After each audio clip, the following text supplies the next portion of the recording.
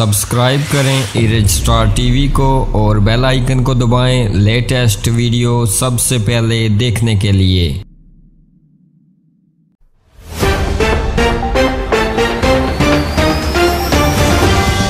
बिस्मिल्लाहिर्रहमानिर्रहीम। अस्सलाम वालेकुम नाज़रीन। कोटली LA-12 चढ़ोई के तसादम में जख्मी जिंदगी की बाजी हार गया। कोटली आज़ाद कश्मीर में LA-12 चढ़ोई के तसादम में जख्मी रमजान भी जिंदगी की बाजी हार गया। तफसीलात के मुताबिक हल्का नंबर LA-12 चढ़ोई में हलाकतों की तादाद 2 हो गई। मकतूल PTI के कारकुन थे। वाज़ेह रहे कि LA-12 में पोलिंग का अमल गुज़श्ता 3 घंटों से मुअत्तल है और कोटली पुलिस और इंतजामिया का पोलिंग शुरू करवाने के लिए मुज़ाकरात जारी हैं। आप भी अपनी राय का इजहार इस खबर के बारे में नीचे कमेंट बॉक्स में जरूर कीजिएगा। लम्हा बा लम्हा की खबरों से बाखबर रहने के लिए हमारे इस चैनल को सब्सक्राइब कीजिएगा। हमें दीजिएगा इजाजत अगली वीडियो तक के लिए। अल्लाह हाफिज।